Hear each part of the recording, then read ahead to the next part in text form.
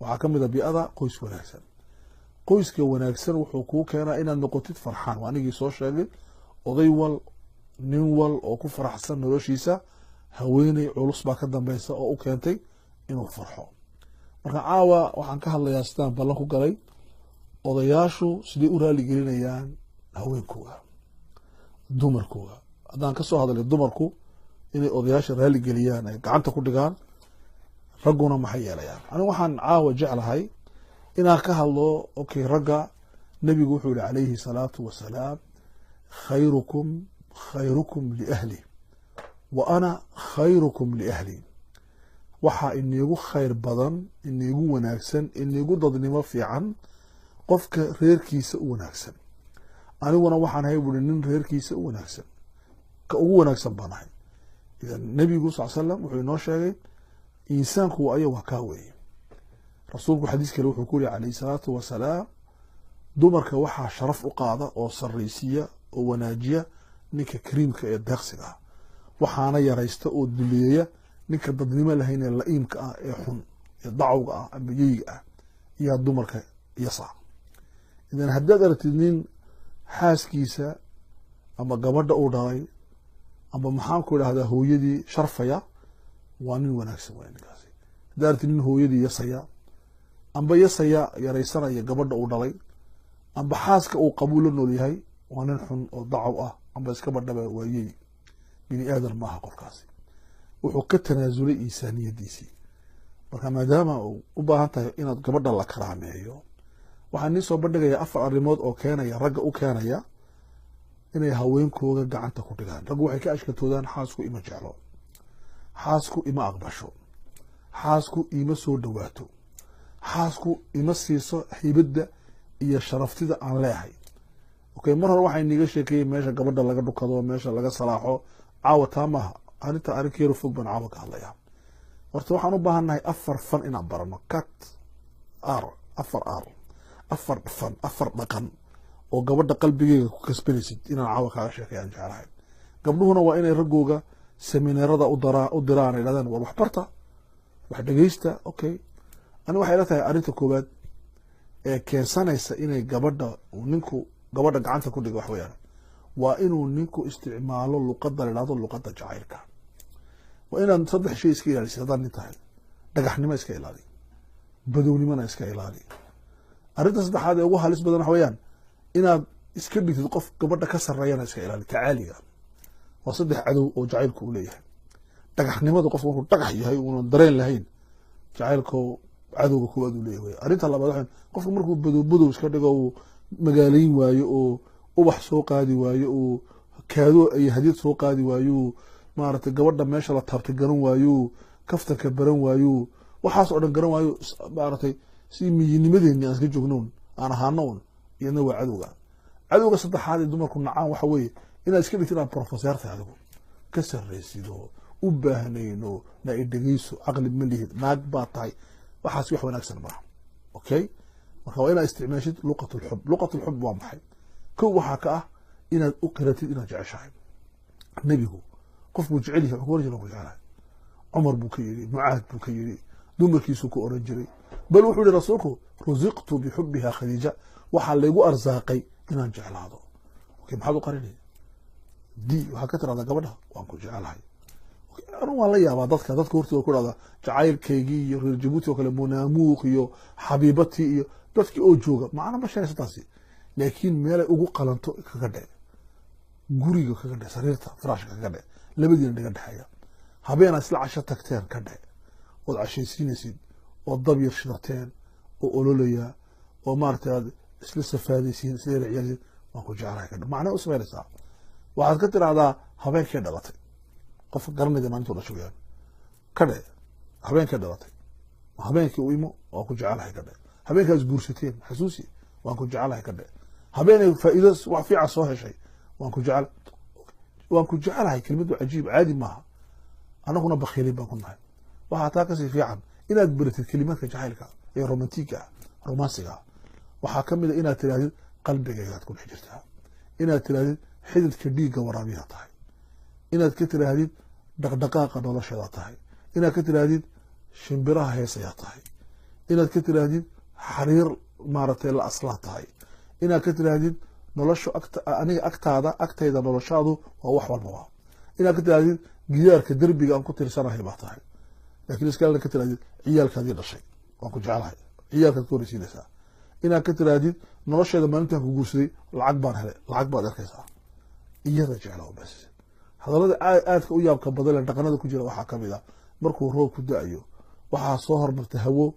udgoona oo carfi gaara leh hawada baad lamid tahay ka dheh waa roobkii hawada kasoo horeysa ama markuu roobku da-o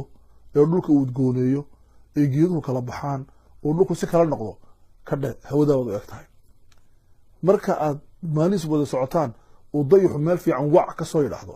uu dhulka ifiyo dayaxabaad ka qurux badan tahay ka dheh wax u soo qaado waa alfaad ulxub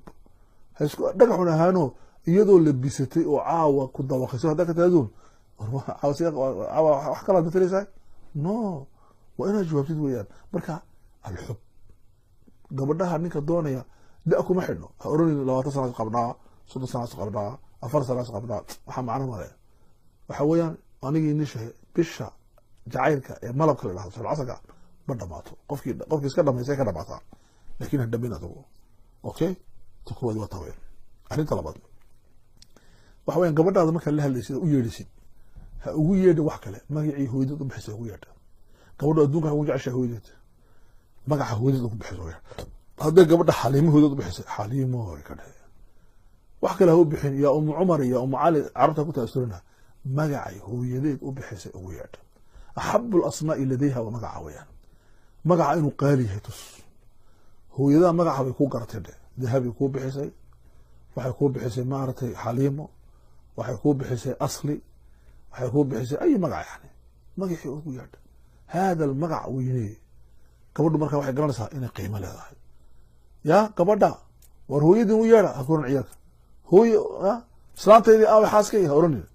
magaciiga ugu yeedha hada sida ugu yeedhisna ku xidhantahay waa muhiim jiddan arrinta saddexaad aarka saddexaad ragga u sheegay waxaweyaan waa sir weeyaan waxa weeyaan baro fanul istimtaac gabadha sida loogu raaxaysto baro gabadha waa u raaxaynaya waa Soomaali tirada waa qalad gabadha waa in aad ku raaxaysatid weeyaan marka bay gabadhu daranaysaa oo ninkan waa khatar si nabi sallallahu alayhi wasallam nabigu dumarku ku raaxaysanaya gabadhu dumarku qabo hadaa tirada gabdhaha waa loo raaxayayo gabdhaha waa la raali geliyayo waxaan ma hayado objet ma hadaf ma gabadhu adaa doona inaad raaxaysatid idan istamtic biha ku raaxaysa gabadha saddex meelood ka raaxaysa anaa ku sheegay meelaha kale ma galan dhaadheer waa iska taqaaniin waa cilmidiin waxaad u raaxaysaa gabadha markaad wax baraysid doonaysid inaad wax wada qabsataan war gabadha waxaad ku raaxaysataa sankaada ka raaxay gabadha oo sankeega u raaxay adiga gabadha adiga oo maaragtay shaqadii ka yimid maaha kaniifa gal xamaamka gal mayro waa caadi waxyaalada gabadhu ay nacayso jirkaa ka wada saar maaragtay hadduu afkaagu dadka uu yahay dad baa biniaadan wax le xanjo u cun yani keen wax gabadha aad idna u raaxaynaysid adna ku raaxaysanaysid waa inay dareento gabadhu markaad u soo dhawaatid inaad wax weyn soo wadid waa inay dareento hada awala ثانيا fanka istimtaaca waxaa ka mid a gabadha meelaha ay kutusayso jirkeega ka mid a weyniye maanta waxaad xidhatay dhar cajiiba dheh maanta waxaad maaragtay aqalka waxaad ka dhigtay cajiib dheh udgoonkaa samaysay waa cajiib carfigu maanta waxaad cuntada karisay subxaan allah waan raaxaysta dheh gacantaadu barakaysanaa dheh gacantaadu qurux badanaa dheh gabadha markaa sukaa dhibaysaa waa fan istacbil mara weyaan arrinta saddexaad ee muhiimka weyaan ee gabdhaha xataa nebigu sheegay calayhi salaatu wasalaam ee gabdhaha loogu raaxeeyo waxa weyaan gabadhu hadday mushkilad ku jirto ha tusin inay mushkilad ku jirto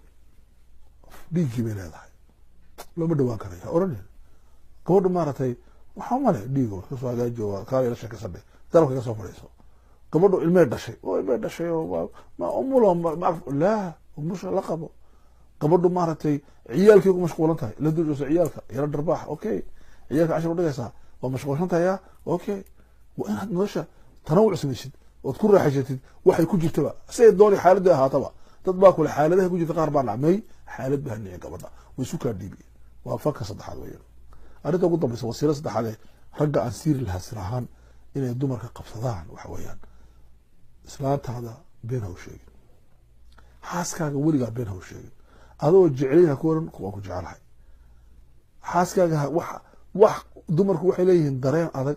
rag baa haysan dumarka waalayaan la kitaabka dumarka waan dhameyn insha Allah ilaahay wax badan biga baray waan kaaga digayaa ay rajul adduunka dul jooga waxaan kale xaaskaaga been ha u sheegin way ku ogtahay inaad been sheegaysid dumar oo dhan baa yaqaan ma speciality waxa iska dhigan dumarku waxa waxba la socon way yaqaanaan islaantaada been ha u sheegin adoo xaas kale leh oran xaas kale meel yaro adigoo ma ku qabaa warkaaga way haysaa adiga oo maaragtay meel kale la islaantaada run kula dhaqan runtu waa maxay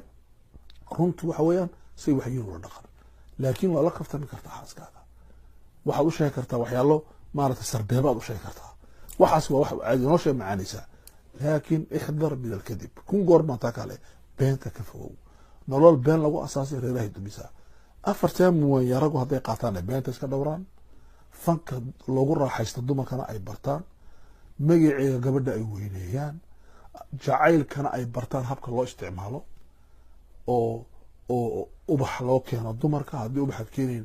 aad u soo ibsid kaadogu ma inuu qaali aha dad baa isku haysta islaanta maxaan usoo ibin kara wax maahay laa waa sambolise waa ramsi wax $10 u keen laakiin macnay sheegaysaa qalbigaaga ka soo baxdo qul lahaa min qalbi waliba dad u qor qalbigayga ka soo baxday marka waxaan nigu waaninayaa raggu anigu waxaan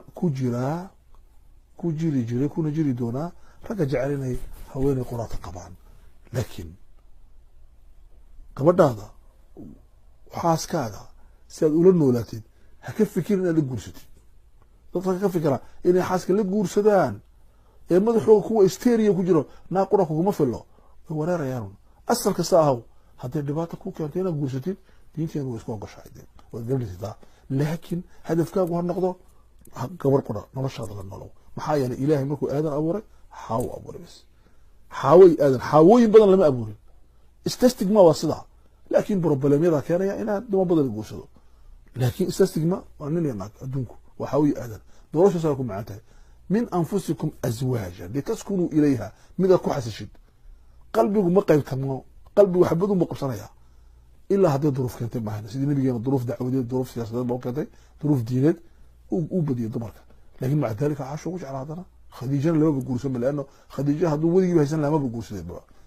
waxaan nigu waaninaya ragga saas dhammaantiin baan jecelahay waa inagu faraxsanahay asalaamu calaykum waraxmat ullahi wabarakaatu